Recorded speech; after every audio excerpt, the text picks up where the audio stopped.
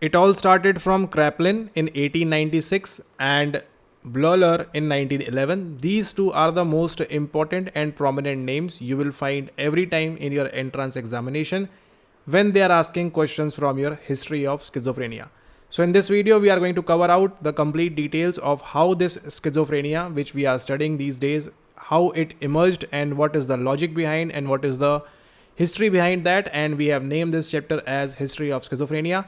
So if you are giving any of these entrances, make sure to watch the video and note it down. And if you want this free version PDF from the CNF series, what you can do is just simply join the official Telegram group from the given link in the description and suit yourself. Now, first of all, descriptions resembling schizophrenia can be traced to earlier medical literature. So what was earlier medical literature? We have nothing to do with this particular thing. Morel described demons precoce, like this word. Kalbaum, who was a German person, described catatonia. So if they can ask you that who has given for the very first time the catatonia, what you will answer? You will answer the Kalbaum over here. And then we are having this Hacker, who has described what? Hebephrenia. So make sure to read about hebephrenia, follow the N book for that, catatonia, follow the N book for that, and that is it. Now, however, the systematic scientific study of the disorder, which disorder we are discussing? We are discussing about schizophrenia. Begin with whom? Begin with Emil Kraepelin. Okay. In which year? In 1896. In 1896, this guy started something. Emil Kraepelin, formulation of what? Formulation of this word called as dementia praecox. So you will remember this DP for your lifetime as long as you are belonging to the clinical psychology group or preparation or things like that. What is that? That is your dementia praecox. So first of all, you need to even understand this thing, that what is the meaning of dementia. Dementia and amnesia sounds almost similar. Amnesia and dementia sounds almost similar. So what is the difference between these two things? But there is a difference, and what is that? As you can see right now on your screen, just simply do these things. Dementia is an umbrella term. So umbrella term, this is for a decline in mental ability. So always what you will be having always the decline in mental ability, severe enough to interfere with daily life. Now this mental ability of yours, which is normal right now, what will be happening to them? It will be severely declined or impaired, or it will interfere with the daily life. And that is what exactly happens in the event of this schizophrenic disorder. Okay. Now, also along with that, remember, for this dementia, it will help you in other disorders as well, not only in schizophrenia. It is not a single disease, but a group of symptoms caused by brain damage. It is caused by what? It is caused by brain damage. We are discussing about dementia, not schizophrenia. Okay. Like Alzheimer's disease or stroke as well.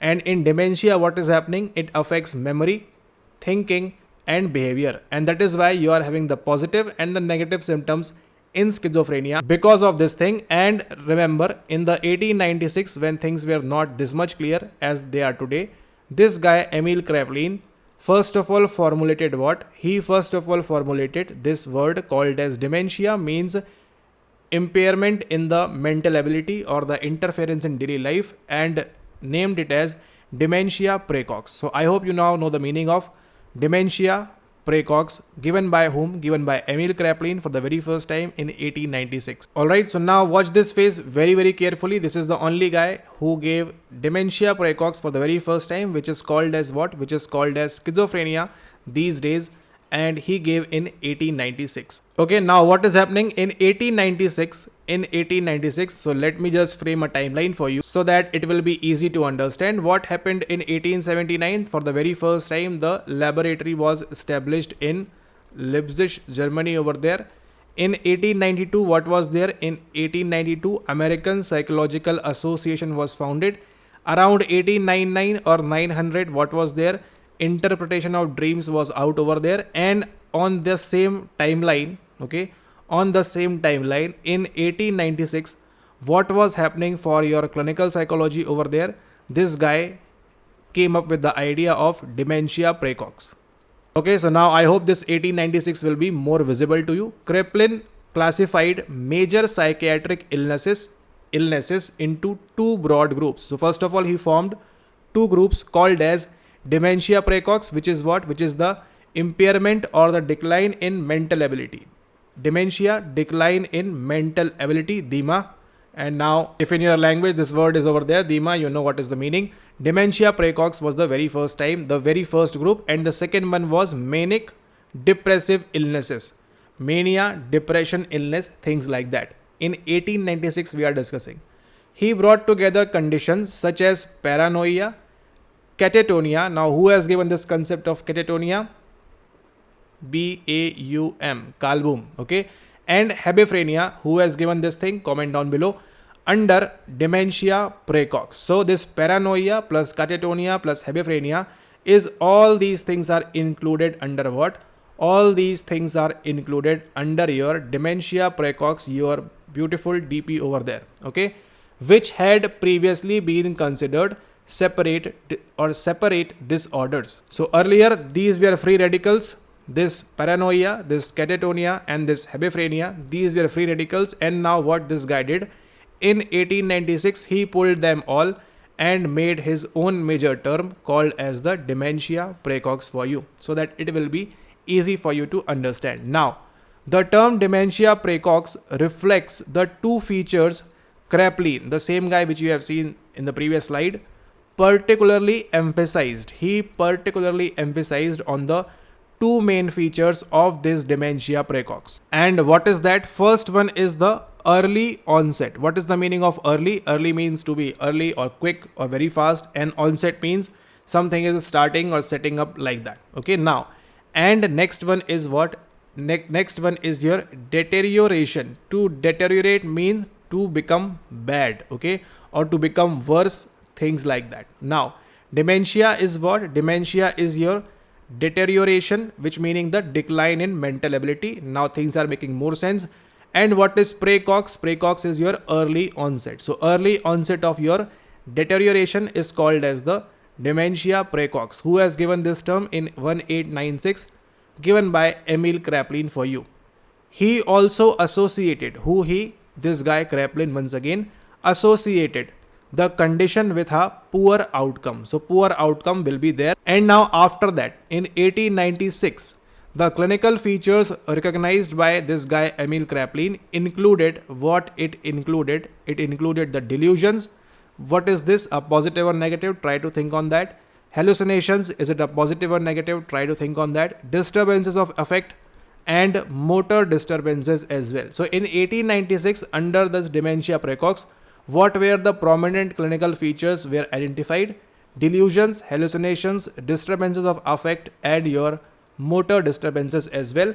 And it included what? Paranoia, catatonia, and hebephrenia for you as well. Okay, now the story will move from 1896 to some years ahead, and it will come to this guy named as Eugen Bleuler. Okay, Eugen Bleuler in which year? In 1911. So what was happening in 1911? First of all, in 1905, the timeline can be, in 1905, your Alfred Binet was into picture, your partition of Bengal was into picture, and in 1916, what was there? 1916, first Department of Psychology in India was also there. So in between those times, in 1911, just 1 year before, this guy William Stern came with the idea of IQ over there.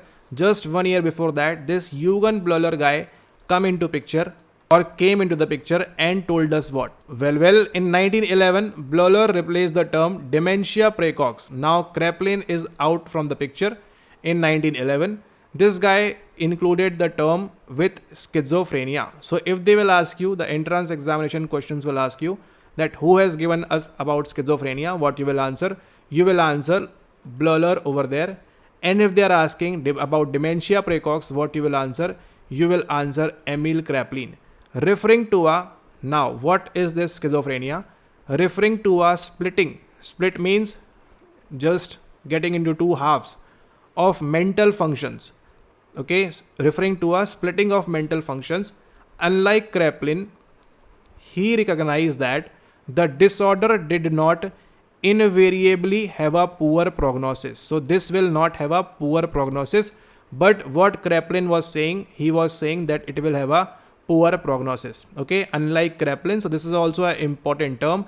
If the paper is very, very difficult, then only this point will come into picture. If not, we are okay with that. Now, Bleuler also considered schizophrenia to be a group of disorders rather than a single disease entity, using the expression group of schizophrenia. So he used this term group of schizophrenias and things like that. Who did?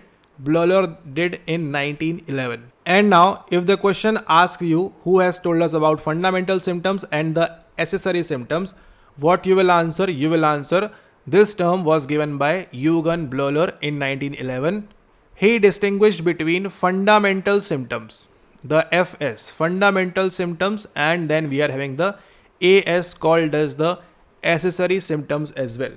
Delusions, hallucinations, and negativism were included among the accessory symptoms. This is the second one. So, for Eugen Bleuler, what you will remember, he coined the term schizophrenia.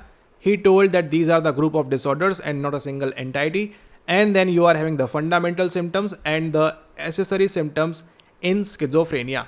And now, after that, in 1959, way long back, started from 1896, then we moved towards 1911, and now we are into 1959, when a lot of things has taken place. The WAIS came in 1939, the same year the Dollard Miller guys published the frustration aggression hypothesis, and then we are having in 1957 what we are having the cognitive dissonance theory given by Leon Festinger.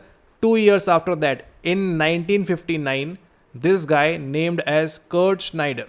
In 1959, this guy named as Kurt Schneider gave us something important. And what is that? Let's try to find out. This is the image of that particular guy. Now, Schneider describes symptoms that were considered particularly useful in the clinical diagnosis of schizophrenia. These are called as what? These are called as the first rank symptoms. Okay. These are called as what? These are called as the first rank symptoms, or we can also call it as the Schneider's first rank symptoms. When it is coming? It is coming in 1959. Okay. Although diagnostically useful, first rank symptoms are not specific to schizophrenia and may also occur in mood disorders and organic psychiatric disorders as well. Okay, so remember this thing. These first rank symptoms are not predominantly or dominantly for only for schizophrenia, but they are or they can occur also in several mood disorders and organic psychiatric disorders as well. So who has given the first rank symptoms? This is the prime PYQ of your entrance examination. What you will answer over there? You will answer that this is given by Kurt Schneider. In which year?